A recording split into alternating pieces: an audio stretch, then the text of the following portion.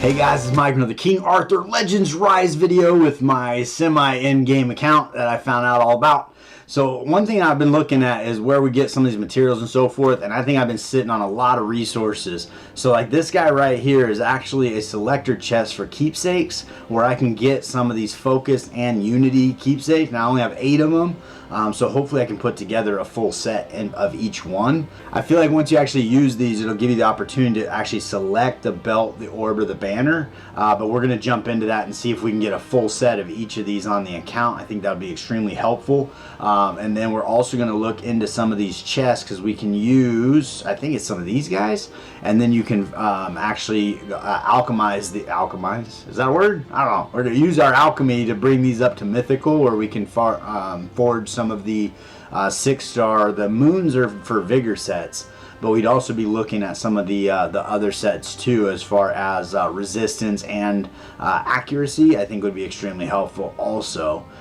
So we'll see about getting into that, seeing what we can get knocked out, and just kind of start to try to build some of these characters. Also going to go through some of these guys down here. I got these stones, and just kind of get all that on the account and start pressing things along instead of stockpiling all this stuff. So for the time being, the characters that I'm going to really focus on are the 12 characters that we have right here, and then any additional characters potentially that have been used in other Hall of Conquerors teams, and I think that's going to help me press my account along in a way that is pretty effective. It kind of threw me for a loop when I was looking at some of the stats. I did check out a couple more of the videos from Waltsup, or Waltsup. Sorry if I butchered your name there, but check out the videos. He's got one on Thrym here and Talos, but again, all the stats that he's crushing out there are just above and beyond what I can even do. And I do think that having some of these extra keepsakes and so forth is going to be pretty helpful in that space. So the first thing I wanted to look at in the Forge was I want to take a peek at the difference between the Focus set and the Unity set. That's going to be down here actually. So on the Focus set, at the start of battle, gain ability for 1 turn based on the class. So if this is on an attack champion, you're going to get Fighting Spirit, which is going to give you a crit rate increase, as well as a critical strike damage increase every time they gain a buff. So as long as buffs are coming onto that champion, they're going to hit with critical more frequently, as well as do more damage. On the defense side of things, you got metal armor, where you gain defense up and damage taken down, making it more tanky. Support, you're going to get effect resistance up as a every time they receive a buff. And then on the control, you're going to get true aim, where you get effect accuracy plus hit accuracy. So I do think that's going to be pretty effective, specifically I would think towards damage dealers with attack status. And on the Unity set, at the start of battle, it grants Unity to all allies that are the same element as the hero. So as long as all the allies in that are the same element, then you're actually going to get this Unity stat, which is attack increase and defense increase for everybody. So that is actually pretty strong as far as that goes, and you do only need 1 of those for the entire character cast, but it could stack, and I don't know if it does or not, to be honest with you. So we're going to go ahead and start with this Unity set here and actually get 3 pieces of that on the account from the item bag and just see what that process looks like.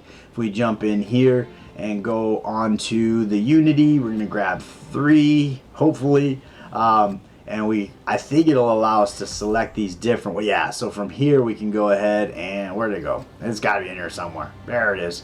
We can go in here, go use, and then we get to select them. So we actually can pick our faction that we're looking for, as well as the belt, the orb, or the banner. So with this Unity set, we should kind of take a peek and see who we want to put it on. So I'm poking around in here and I'm noticing, like on this team here, they have 1 Unity set, and it happens to be on Vivian, which I think is a pretty good call. Here, I'm not sure why they're in a shield set. I guess when they heal, they get the buff on them. So, I mean, I guess the barrier, that makes sense. This is probably more an arena build, where if you kill somebody, you get to go again. That makes sense for arena. Not for Blazing Gorgos, but my guess is with all these chivalries and everything, they're not really worried about how much damage they're doing here.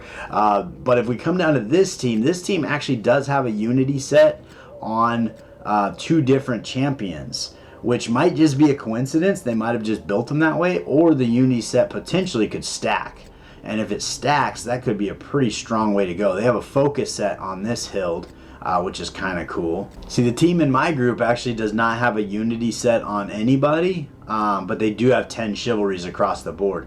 I think on the Hild build, you'd probably actually want to maintain corrosion. That way when she's landing debuff or landing the dots, she can actually place an extra dot for explosion. Also on Vivian, I think a corrosion set makes sense because on her A2 with the Frost Relic, she's going to be placing dots up there and she's got an extra chance to put some extra dots there as well. So I think for me, I would probably aim to put Lagertha in a Unity set. But she's actually part of the Bull favor. The struggle there is I have to do it for the faction. So if I do it for the Bull favor, I can use it on Lagertha, I could use it on Gilroy, you could use it on Brennan. There's kind of a few Bull folks that potentially could be beneficial. If I go with the Steed, I'll have Hild, I'll have Merlin, Lancelot, Vivian. So kind of I feel like it gives me a few more options. Now in this particular team, I can't put it on Merlin because it won't give everybody the defense. It's only going to give the same element. So I'd want to put it on somebody with a Frost Relic so the three of them get that extra stat.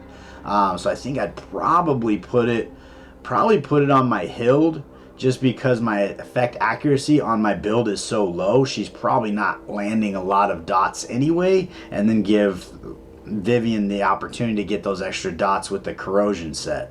So I think that's probably what I'm going to do. So we're going to go with the Steed set, and we're going to grab a full set of Unity and hopefully get stats that make sense for somebody. That could be the other piece of it too, is depending on which ones I get, whether or not I put it on, or which character I put it on. So we jump in here, we're going to go in and we're going to grab a Unity. We need the Steed faction. Where are we at here? There we are. We're going to go one of these, and one of these, and we are going to hope for the best. This is so much RNG right here. I don't know where I got these eight keepsakes, but I have them on the account, so we're going to go ahead and use them, and we're just going to hope that they're good. So let's go in here and check them out and see what we ended up with. Alright, so for the Steed, we ended up with effect accuracy, which is actually pretty strong. Definitely worked out for Lancelot, definitely worked out for Merlin. Does also work out for Vivian. It does work out for Hild, but it is pulling her out of effect resistance, and she gets a lot of damage from effect resistance. So I don't know that's going to be the right fit for her. But all in all, it could have been a lot worse. So we'll take that. Let's see what we got on the orb over here with our 6-star Unity piece there. That's recovery. So this could actually make sense to put this on Vivian. Although with the Frost Relic, she's actually not healing. That's a lie, because I am going between her A2 and her A3. So her A3 does do a heal, which would allow that to do pretty good for her. But I think it would slow her down. But so far, it might be Vivian that's going to be picking this set up. And then on the banner, let's take a peek and see what we got on the banner. Hopefully got a Pierce. Crit damage isn't the worst thing either. So that's not too bad. I would have preferred a Pierce for Hild. As far as for Vivian, I don't know that it really matters. Ultimately for her, she's not really doing a lot of damage. And her heals are based on her HP, but she's not running... in the Frost Relic, she's not running as many heals. But I do feel like this is one of the toughest spots in the game as far as getting 6-star gear on your account. I feel like potentially breaking these down into elements where you get forging materials that you can go back in and forge other ones could be a benefit. But ultimately in the game, there needs to be somewhere where you can farm these items. So when you go to the focus set specifically, you can go in here in alchemy. If you go to the legendary ones, there's not really a place to get those either. So everything is just going to be stuff you have to earn along the way. Now they did launch Pedarge's Sanctuary, which opened up the ability to farm materials for the Safeguard set and the Ascension set. So these guys here are available to farm, which I think is a big win. I gotta feel like there's some sort of dungeon coming that's gonna get us those added materials. Currently, I think you can basically just buy them through the different shops. You can get a few of them, and then you're waiting for events to pop up where they're a reward. So that's kind of unfortunate, and it's pretty limiting as far as what we can do. The other thing that I think that is a big miss right now is we need a place to farm Vigor gear. We need a place to farm accuracy set. We need a place to farm resistance. We need a place to farm every piece of gear over here. I think that that's going to be a substantial benefit to be able to help us get 6-star gear on our account, because trying to farm for forging materials, it just takes forever. And there's so many, like, to farm, you got to get these guys, you got to get these guys, you got to get these guys, and then you come in. These guys as well help you get 5-star and legendary, or excuse me, 6-star and legendary gear. So, you know, all those pieces go into making one piece of gear, and then you have a probably 50-50 shot on whether or not it's a piece of gear that's good versus a flat stat piece of trash. And then you have like a 1 in 10 shot of actually hitting whatever main stat that you're hoping to get for whoever you're trying to build. So it does get pretty grindy in this space, where I think that if you're working on these guys, you're farming this kind of material, plus you're getting vigor, 5 and 6-star drops, potentially resistance, 5 and 6-star drops, accuracy, 5 and 6-star drops, etc. I think damage too. I don't think there's a place for us to farm damage gear.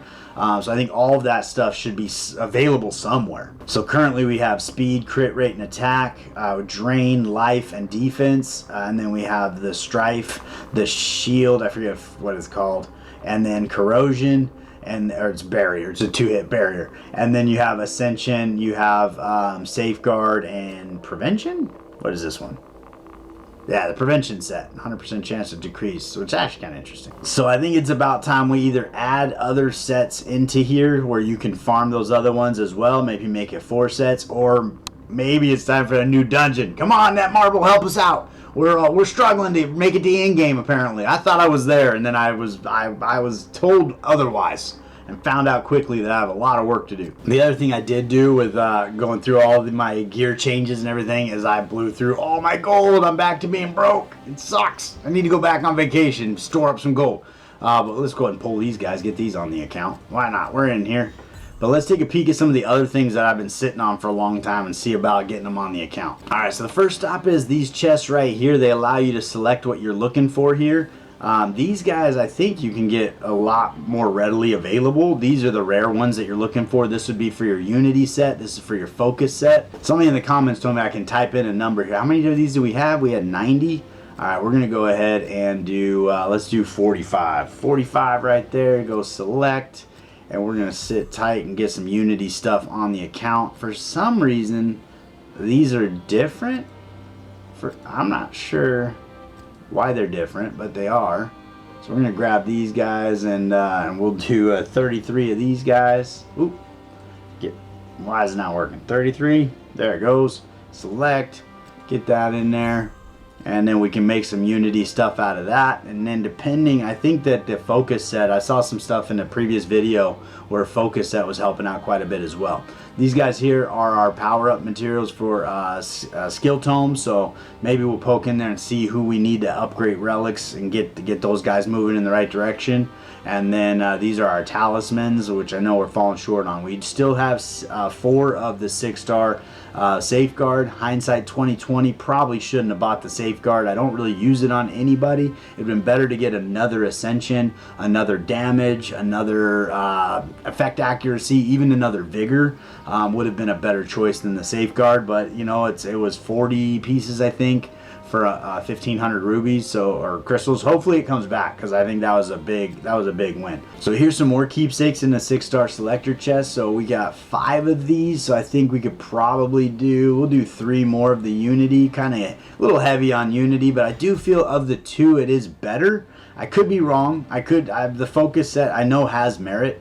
But I do feel like the Unity set, especially if it stacks, and that's kind of what I'd like to try to see if it does stack. I'm not entirely sure how you would test that, but that's just something going on there. And then we do have those guys we just got, so we can go ahead and try to get some different pieces there.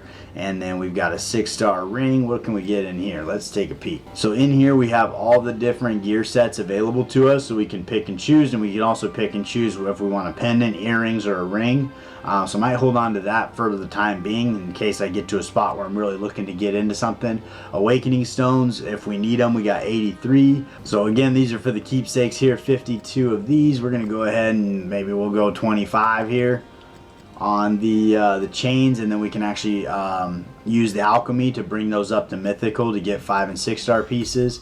So quite a few things are going in there, but it's probably only going to let us forge like 1 or 2 pieces. This is because it takes a lot of materials to forge stuff. This here, we could definitely get in and get some of these moons. This will allow us to forge some of the vigor sets, but we're going to have to go into alchemy and move these into the mythical version as well. I do feel like the way they have the legendary to mythical set up in the game, here's your mythical, here's your legendary, I think it might be time for them to introduce a mythical champion. And I think the way they should do it, I'm getting derailed, but I think the way they should do it is they should add story mode, chapter Oblivion or something, Beyond Hell, when you clear that mode, or maybe when you clear that mode and add an additional chapter in adventure, or 10 chapters, chapters 11 through 20. When you clear all of that, you get that mythical champion, and then maybe start to introduce legendary or mythical champions back and forth, and that way we can start kind of growing into a deeper champion pool, because we don't have epic champions, we just have the rare and the legendary. So by moving to mythical, effectively it'll make the legendaries epics, which I think will just kind of flesh out the whole pool a little better, and it'll just be a little healthier for the game. But the only problem with that is I think the legendary kits are already pretty complicated, so they would have to figure out a way to make those mythical kits better than legendary, but not more complicated. So that'd be kind of a pretty tough battle in and of itself. These guys we might need to be able to forge some stuff, so we'll hold on to those. I think it'd be cool if it actually told you how many of these that you have in inventory, because I think I have a substantial amount of both of these, but not very many of the blues. So let's go take a peek at that. Yeah, so I'm at 1,100 of the flame and then 2,700 of these. So I'd probably use all of those right here on the blue. The 150 is not that many, but it would get that item bag out of there doing its thing. Click and hold. I can type it in, but then I got to type. All right, so we're going to select that. We're going to go there. So that's pretty good. Get that into our bucket. And then on these guys here, I am always needing the attack stones. So we're going to grab these guys and bring them on the account and get that dialed in. And let's see what else we got going on. I am going to be in a tough spot with new champions because I was using a lot of this stuff to get folks maxed out pretty quickly. I'm going to have to go back in and farm a lot of this stuff. And I think I used all of my extra stamina that I get, so that's a little bit rough. So based on just what we got out of the item bag, let's head over to the Mage's Tower, go to Alchemy, and see what we can do with all that. I think nope, that's not what we want. Maybe it is in here. Oh yeah, here we go. So to create these guys, based on everything we pulled, we need 5 of these, so I can make a total of 5 if I max these out. Does cost a little bit of gold, not too bad. But 5 of these is not really going to go that far. So if we head over now, we have 89 of these because I did the selector chest and I did I just did the alchemy to get those up there. So we head over to Forge. That's going to allow me to, let's see how many sets of that, or how many pieces I can actually do. So we get over here, we want to get to 6 star, 5 and 6 star. So out of everything I just did, I can't even make 3 pieces. Which I really can't because I don't have the materials here, so I need to go farm it. But that's kind of a struggle. So that tells you like how much energy it takes to get in here and get a full set of unity, a full set of focus, and really start working that through your teams and putting it on strategic players. Not to mention getting the specific stats they need, like affect resistance for Hild, or affect accuracy for, say, your Morgan, or whatever you're looking for specifically for that champion. So I mean, that's going to take quite a bit of energy, stamina, as well as just physical energy to go into the game and grind that out. But really at this point in the game of where my account is, this is where the grind is. Because I really need to spend some time in here. And then you're looking at each, like once you get a set of unity, that's for that specific faction. You're going to need 6 different sets of unity that you can move around on characters within the faction. So that's 18 pieces that you got to get kind of correct. So you're probably going to be, I would imagine, forging at least twice that, because you're not going to get the pieces that you really want. So you're probably looking at closer to 36, 40 pieces that you're going to need to forge in order to get your account kind of dialed in where you have some options. But I was hoping to jump in here and actually change one of my builds here, but unfortunately I don't have the resources. I don't have the gold to level up the pieces of gear we just made, or the keepsakes, and I don't have the other resources to forge more of the keepsakes, so I could really put a build together even if I wanted to. So I'm going to have to put that on the back burner for now and spend some time in Gorgos and get stacked up on some gold again. But in the interim, we're going to keep pressing on into Blazing Gorgos. I was able to squeak out 80 hearts on Blazing Gorgos this time around. I did abandon Lancelot Frost Relic. It took me forever to get it. I was super excited to get it, and then everybody started using this team, and it's more effective. It just works a little better. If you can get by with Lagertha in the lead, it gives your Hild extra attack. If not, and people are dying, if you bring Merlin over into that lead position, it gives you a little more durability trying to get through the 200 turns. This team did go through all 200 turns with Blazing Gorgos, and that was the maximum damage I could do. I'm sure with RNG I might be able to get 1, maybe 2 more hearts out of it, but I did do a run that got 79, so I think 80 is probably pretty good until I make a substantial change. Moving over to Thrym, I have some opportunities here with Guinevere. Let's see if we can make any improvement. Look at this relic status is just awful. Let's see if we can make any improvements to Guinevere here. I did finally get her awakened, so she now has a banner on her. It's a 5-star HP banner just to get her a little extra shielding going on there. But on the relic specifically, we're looking to do a skill up. We did get some of the legendary tomes. We're pretty far away, actually. We still have 3 skills to go up. Did get it in the A3. That's perfect. That's actually extra damage. Probably didn't even need to go that route. On the A1, we got damage dealt increase rate 10, so that would push that to 100% chance to put that on. So that would be pretty beneficial to get those on there. And I am kind of a completionist, so I just like to get things done all the way to completion. So we're gonna have to kind of work on that and get that dialed in. On Urians here, I do have them completely maxed out, except I don't have them to level 70 yet. Probably don't have enough gold to, not even close. Not even close. We're broke. We're broke. But getting that extra HP on him, getting all those extra stats on him, we're gonna let him hit a little bit harder, and then I can start working through some of the build on that team, just so that smack comes in a little bit bigger. Ultimately, on this team here, I think you want Vala going as often as possible, so you want to make her pretty quick. I think mine's sitting around 250, which is not. It's not bad, but it's not great. Do I have her in speed? I have her speed there. I have her speed there. Man, 253. I need to get some substats going in here.